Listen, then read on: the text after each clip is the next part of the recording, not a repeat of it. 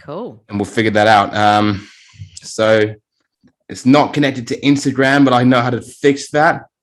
It's too late. It's too late, but that's okay. Life goes on. Life goes on. Yeah, all right. So we are live, and are you feeling good? Are you having a good time? I am.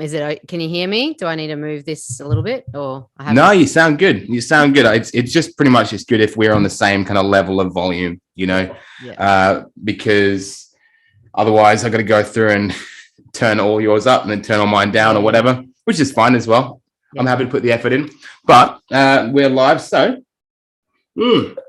quick sip of water, hydrate the voice, tip of the tongue, teeth and the lips. And welcome back, everyone, to the Coaches to the Moon podcast, where we are talking about the business of coaching. And today I'm speaking with Miranda Marriott. She's an incredible business coach, mum, an all-round super inspirational person.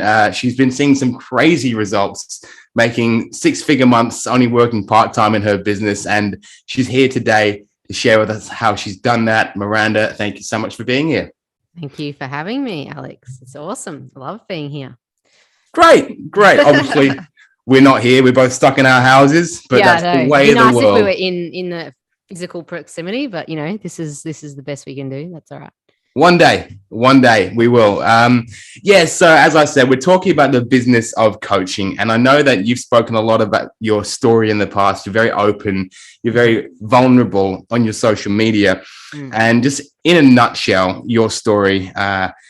Saw you getting divorced quite suddenly while you were 6 months pregnant, going into a really bad spiral, and then gradually pulling yourself back up to being a real role model for a lot of women out there. So I firstly want to ask you this. Do you remember when you said you can have a crisis or a creation? And what did you mean by that?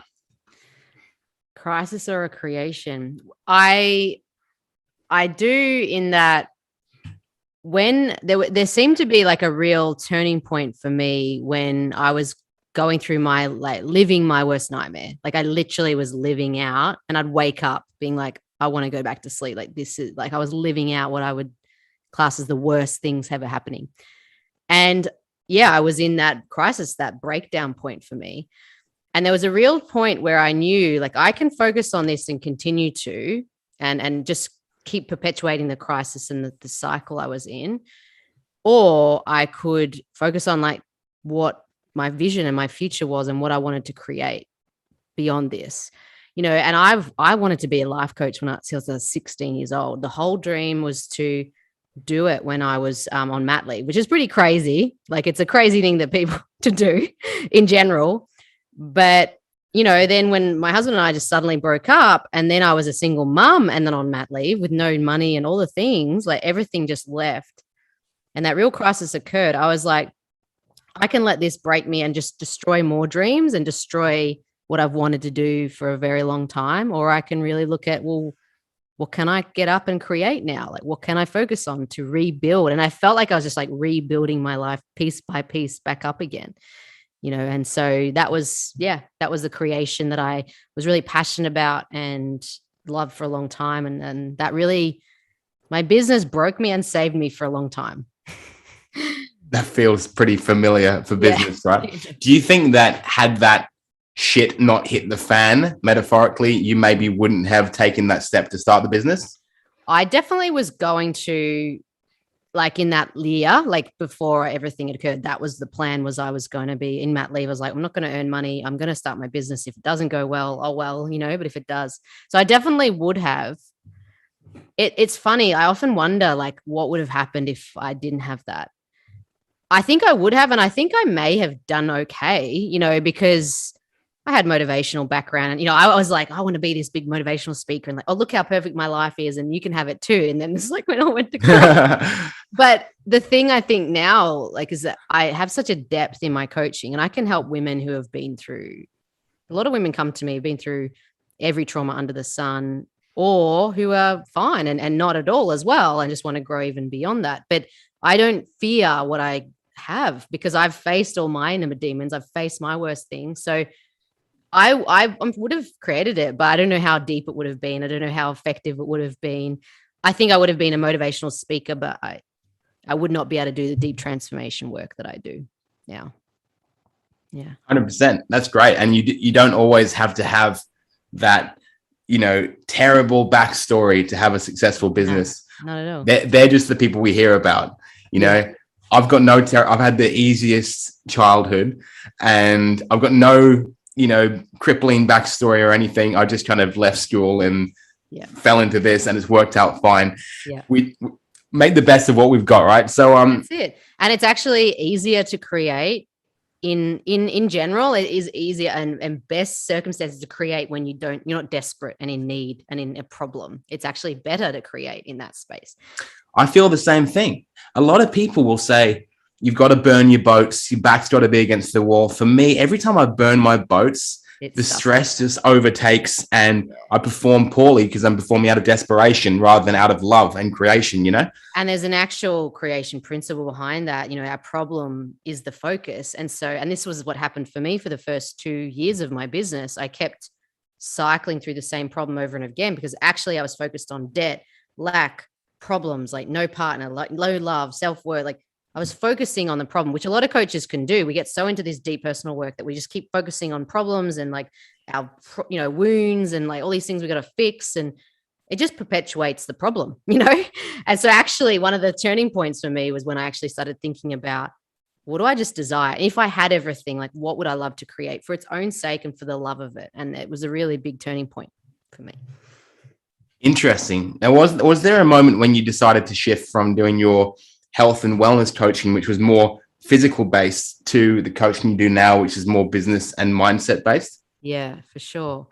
So firstly, I was in the health space in weight to begin with, and that was against my desire. It was against what I was wanting. A coach at the time told me I had to do it. It was tangible, and I'd just gone through this horrible divorce and all these horrible things, and I'd had this incredible resilience to get back to where I was, and I wanted to coach on that, not on weight. Weight was an issue I had when I was 20. I didn't care about that anymore. So one lesson is, don't ever choose a niche based on what other people tell you, because as soon as I went to general health and like just self-worth, self-confidence, my business skyrocketed, and that's what I wanted to do, even though my coach said not to. That's one thing. But then I did go into business coaching after about 3.5 years in that space. And it was interesting. Like I had a desire and an urge to do it for a few months, but I still was like, oh, am I, have I had a successful enough business? Like, where is the success business point that I can then become a business coach? Like, and I loved working with entrepreneurs, and like I had a lot of women in leadership, and like that was a lot of the women that came to me. And then at one point, like I was just like, I really internally was like, I just want to work with these. And I made this shift in my mind, and I literally just did this like ideal client little meditation and this energy thing around it, and then the next day, a woman who knew a woman who knew a woman came to me, and she was wanting to start a business in coaching. And I hadn't told anyone I was going to do it, and I was like, oh, okay. Like, okay, this is it. This is time, so that's when it started. Wow.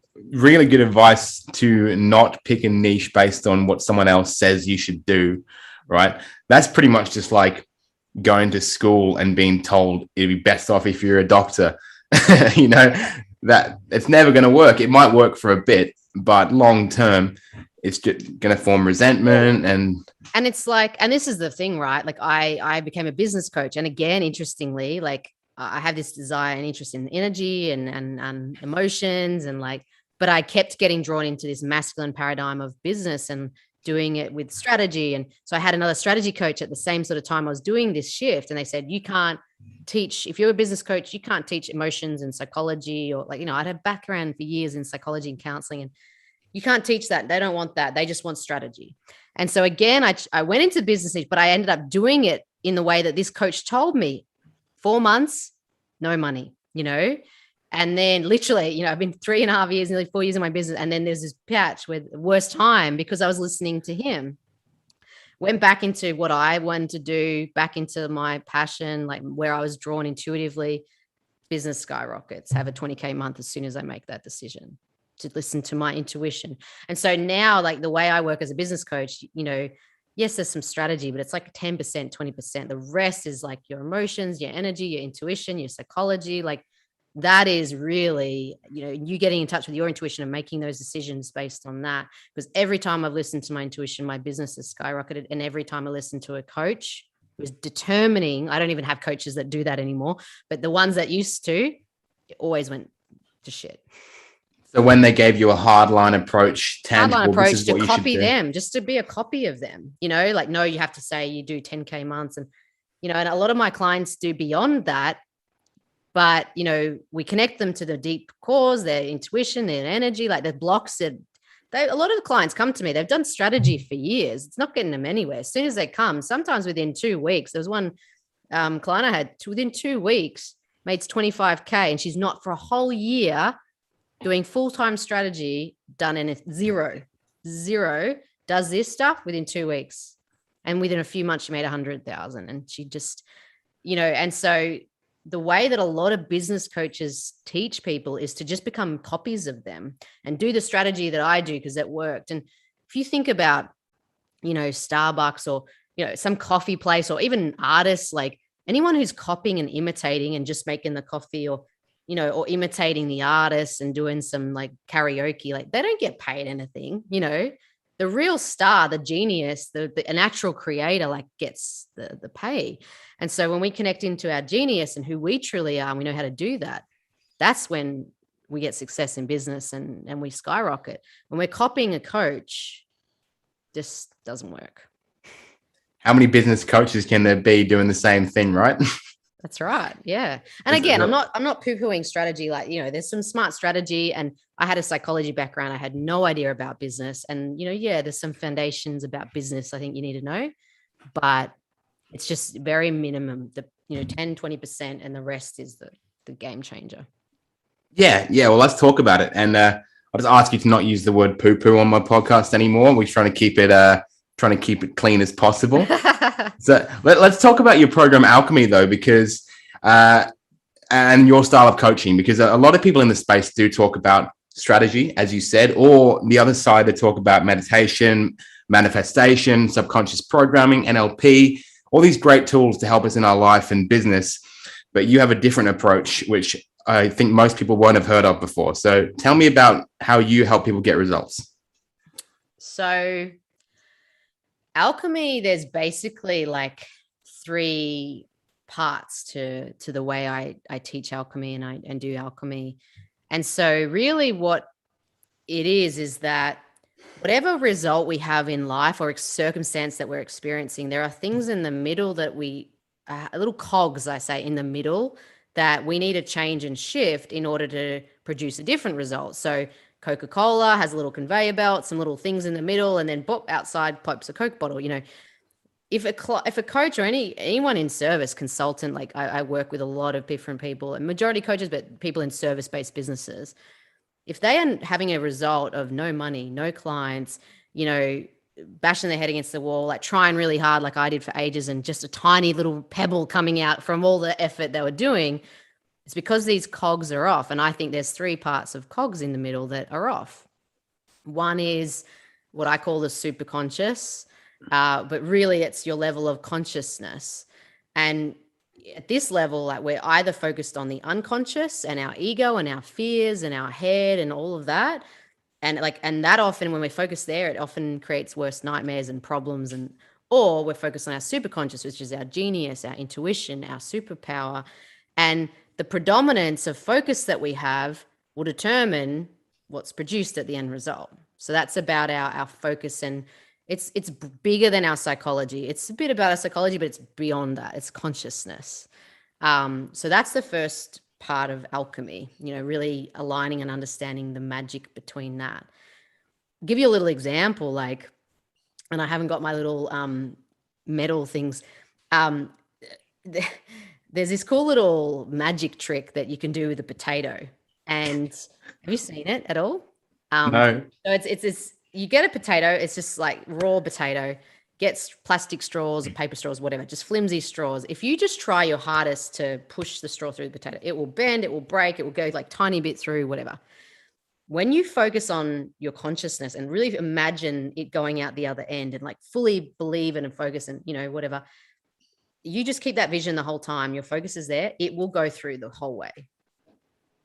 Even with the same technique, or I'm shutting my eyes, or I'm not even looking, whatever, it will go through. And that's just a little example of the power of consciousness, like focusing on my beliefs and this is impossible, I can't do it. It won't get anywhere, And then I'm like, no, hang on, I'm going to focus on my imagination and my genius power. And it does, it works. That's one example of the power of consciousness. Tiny example, but it happens on a lot of levels. Sure. Then there's the emotional or energy layer. So that's the next cog. And really our emotional state impacts what we create in our results, whether we're in a higher vibrational state like joy or gratitude or courage, and we're in a lower one like shame, fear, that will change and determine the results that we have, whether clients are drawn to us or money, or even not just results, but even just actions we take. If you're in a deep shame and insecurity, which I was for this beginning of my business, you're not going to go take action in your business. You're going to be hiding, So that's the second piece. And the third piece is inspired action. Now, this is the piece that most people just go to and think, oh, I just got to take this action. I follow this strategy and then bang. That is like, you really need to align the two. And yes, this part's important too, but if those two are out of alignment, this won't really make a difference. There was those months that I had 4 months without any money in my business. I was doing all the action they told me. I was doing everything. And I was always someone who did that. But if my consciousness and energy weren't aligned, it would just go nowhere. I was uncertain that I had value. I was unworthy. I didn't think I was good enough. I compared myself to the coach and I wasn't good enough for them. Doesn't matter what action you take. I'm on these sales calls doing 5 calls a week. No. They can sense it. So action's a part of it, but inspired action, I had this 100K month when I was launching Alchemy, and every day, like I was tuning in and checking in, like, what would you have me do? Like Alchemy or super conscious, like what would I do? Who these people are meant to come in. What would you have me do? And I would do things that it would like contact this person or do this email or whatever. Like I just did. And Facebook stuffed up for me in the middle of the launch. Like no one was seeing my posts. Like my organic stuff went to nothing, but the people still came. The number I wanted still came. That, I wanted 10 women. I got 10 women, and it happened from that inspired action, but all the pieces lining up. So that's Alchemy in a nutshell. I love it. I've done some work on the super conscious stuff myself and never made enough time for it. I don't have time. I just haven't made the time for it. And I always know I should, because I always know that I have strategy. We've all got strategy, but when I'm feeling my best is when I do my best, right? And that's when you can sit back, shoot off the email, shoot off the proposal and say, this is how much it costs, yes or no. And there's no battle. And they write back, yes. You're comfortable to let someone take it for the weekend and come back, rather than when you're feeling desperate, you try and keep them on the phone until they buy. And then the next day they want the deposit back, right? Yeah. You've been there, right? Yeah. And this is the thing, like, and this is why I can predominantly work. So, when I first started my business, my son was a newborn. I was working 40, 50-hour weeks because I was doing strategy to the cows come home and working my ass off, but it was not producing. For 3 years of my business, I was from 0 to 7, like 2K, 7K, 0. I could never break the 10K. 1 month, I meditated for a month, did some of this. I just started learning about energy and superconscious stuff then. I was like, stuff the strategy. I literally did no marketing. I was just like, stuff this. Like, I'm just going to experiment with this. Kid you not, first month had a 10K month because I was meditating and manifest, like focusing on that number and that. And then I was like, oh my goodness, this is crazy. Like, so after that, I just started to really work less, spend more time on my energy, my superconscious, like my inner world, and do like real precise sniper actions that were really inspired and aligned. And that's why I can work 10-hour weeks and have 100K months and things, because like it's aligned. And so instead of being like what I used to be, a machine gun, like trying to just get everything, like I just do my work, do the alignment, do my energy stuff, and then bang, I take that action, and it's powerful when I do it. Yeah, absolutely. I can tell you're doing really, really well. And I'll call you up and say, can you send me this document? And you're like, oh, I don't work on Wednesdays. But that's awesome, because most people would think there's a lot of hustle involved. So it's actually a really beautiful segue to another question I wanted to ask you from parent to parent. So back when you were in the more physical health space, you had this podcast called Lean for Life, and you did this really good episode about the power of rest.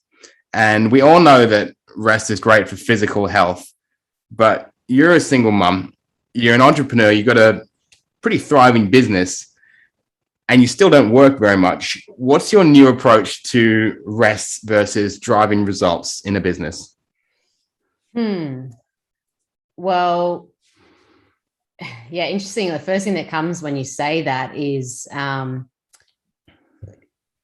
my son was one of the person that, people that taught me this, because how much do kids play and have fun and just enjoy themselves? And I mean, they don't necessarily rest, but that's rest in itself. Like, just, I see, like, I guess go mode and stress mode is work, and, and then rest is like, could be resting, or it could be active, like fun, but it's enjoyable. And that's the stuff. So he was someone that really pushed me on that, or taught me that, because, that's who he is. And I love spending time with him. And the whole point of this business was to support my connection to him and to have time with him. It was nothing else. And so, and I see so many women and men as well in business, and that's what they come into business for. And they leave a job so they have freedom with their kids. But they end up just actually getting more consumed with this job in their business, and they're the boss, and then relentless, and they never get any rest, and never, that was the way it started for me. Like, so I suppose he's a big driving force, and I just love connecting. I love time with him. And so, that's a big part of that. I suppose as well. And because I believe so much in energy and emotion, and how powerful our emotion is to attracting clients to us, to attracting and abundance, like, or when we're in a lower state, to doing the opposite. Like, literally, there was some times in my life, and this is a bit weird, but it's true. And people think about it, like, they'll see these times too. When I was in these really horrible places and I didn't know how to deal with it and didn't know how to process the emotion, literally my garage would break, like the heater would break for 8 weeks, all this crap would hit the fan, And then when I did some inner work and some insecurity work and shifted, so my business was at one point of a year in earning nothing for a time again, because I was in this real hole, and I got back into a bit of a depression and things. And I sort of put my business on pause, and I just went, okay, that I hired this insecurity guy and I did some emotions. Within a month of just doing some of that, I turned back on my business, and this people just started being referred to me, drawn. This people found my website, and no one finds my website, and they booked me to go to Sydney to speak. Like, all these crazy things are going on. I wasn't doing anything about it. They were just being drawn to me because I was just magnetizing and feeling that way as well. So that's why I suppose rest is so important to me in my emotional state and my energy. I don't think of time management. I think of energy management. And so my state and how I'm feeling and working through emotions, and that's so key, because it impacts the behaviors of me, but also the results that are drawn into me or not. Does that answer your question? Yeah, absolutely. It's your answer, therefore it answers the question, right? So it was super cool.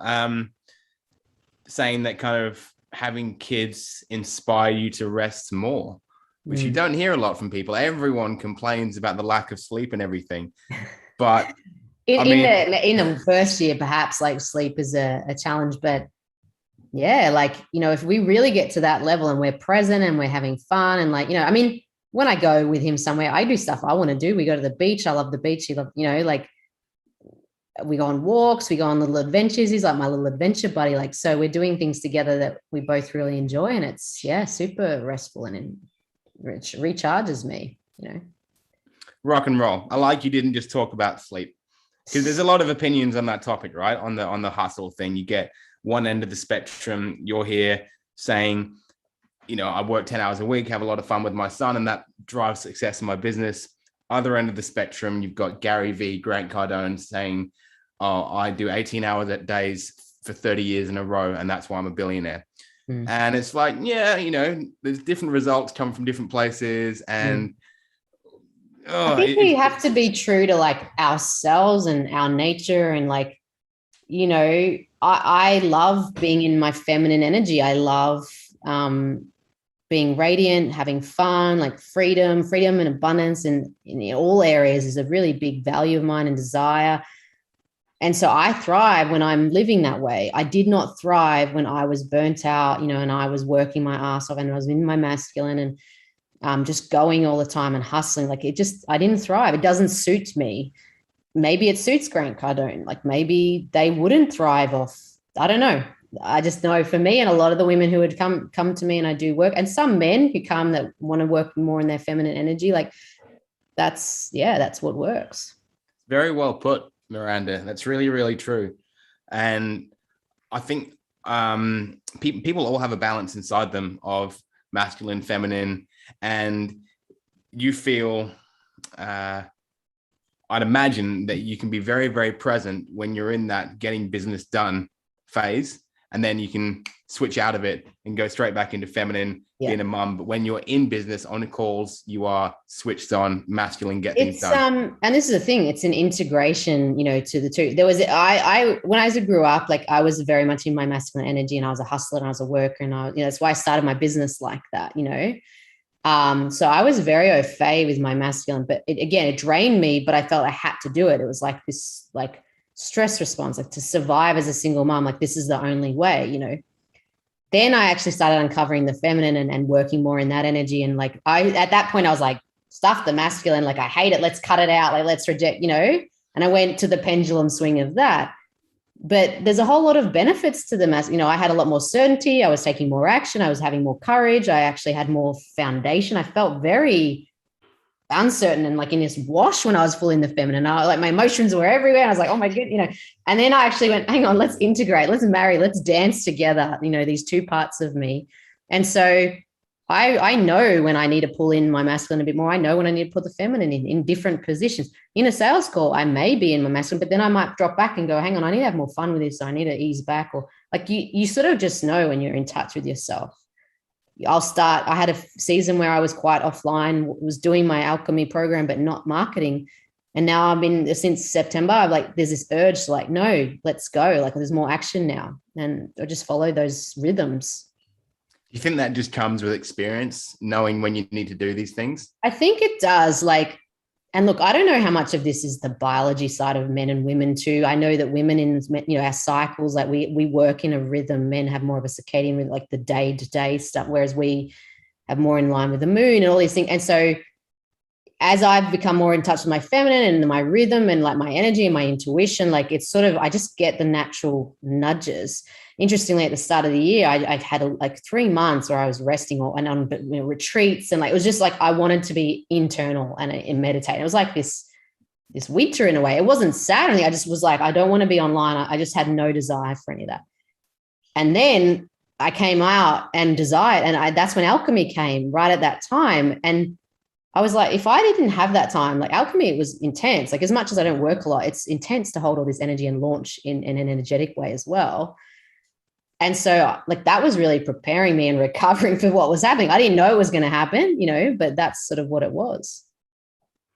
Super cool. Super cool to hear. It's fun to hear someone highlight the differences, benefits to each side, masculine, feminine, from a different perspective. We do get pretty hammered by someone who gives you one side or the other online. And generally, whoever you're following at that time, if you're reading their book or listening to their podcast, that's how you act for 3 or 4 days until you get tired.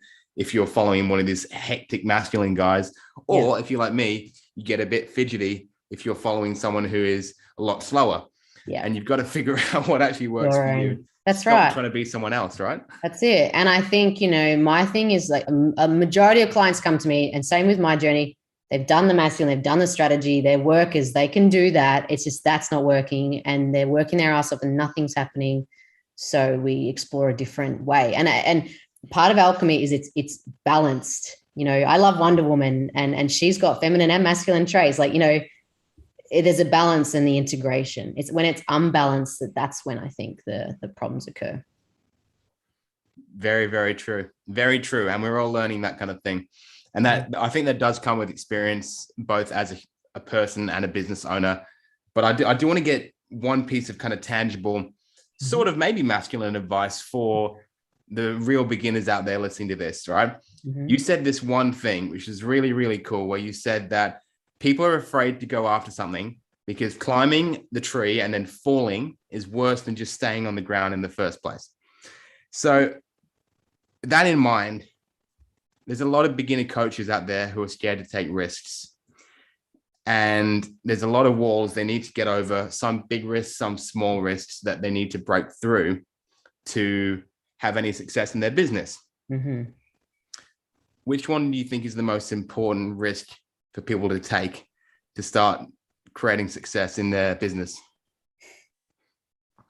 The thing that comes to me with that is the courageous, inspired action is what I would say.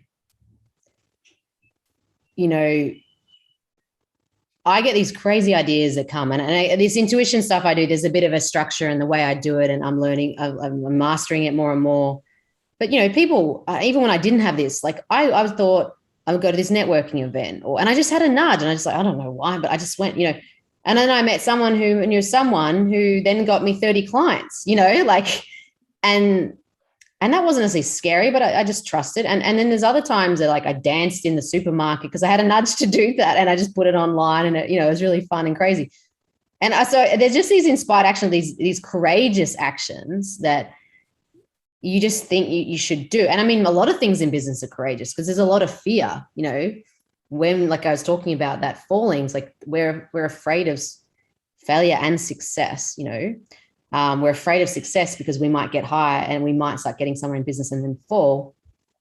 So there's a lot of fear in business in general. And I just think courage and courageous actions are so key in growing business. The only reason, for years, I didn't succeed in my eyes, or I wasn't receiving the amount that I wanted in business or where I wanted. And the only reason I broke through is because I just kept taking courageous action. And that 4 months when I didn't have any clients, and that just every sale call, no, for 20 calls, never had such a bad time in my business. I kept getting up and doing it again, and I learned. It wasn't repeat the exact same thing. I would learn, take that as feedback and then change it and go again. And I think that taking the risk of just courageous, inspired action is just the biggest thing that I would suggest, for sure. Great.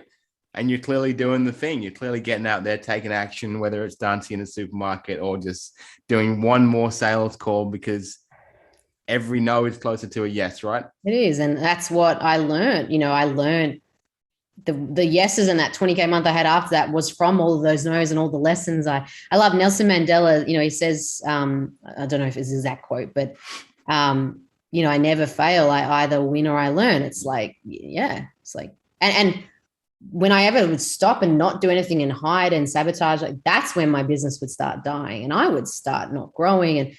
But every time I just kept going, even if it didn't land, the next way I did it eventually would land, so I just had to keep going. Yeah, absolutely. And I think your capacity for risk and courage grows as you do more of it. It's a muscle, for sure. Yeah, I was on a call this morning. My mentor, Scott, he said that he is at the point where if he's not pushing that edge of growth, that's when he feels nervous. It was he used to do things that made him feel nervous because he knew it was good for him. And now that doesn't make him nervous anymore. It's not doing it that makes him nervous. And so the examples he gave were hiring a new team member, putting more money into your marketing, or, saying no to people who are not right for you, saying no to money that wouldn't be good money. And those things are all very scary to do early on. But if you're not doing them, you're not growing, right? Yeah. No, it's great. And, when you said that, it just reminded me of the whole, momentum versus inertia, the law of inertia. At the beginning, when we start in business and we start taking those courageous acts, like it's hard because it's like we're starting to move the thing, and it's like, oh, but once you're in the momentum and you're taking the courageous act, like it's actually like, yeah, it would feel more weird to stop doing it than it would to just keep. Yeah. So getting to 100%, 100%. It's fun to keep growing. It's fun to slow down every now and then, and just got to figure out what's right for you. But in the while we're on while we're talking momentum, Miranda, I know we could keep going with this conversation for hours, but you have places to be. I don't, because we're in lockdown, but life goes on. But I really want to keep these conversations to the point where people leave and go and take some of your advice, sit with it, and have a lot of fun and get some results in their business. So, hey, thank you so much for being on the podcast today. Your Alchemy program is launching in December. Yeah, that's right. And that is who you're looking for that program.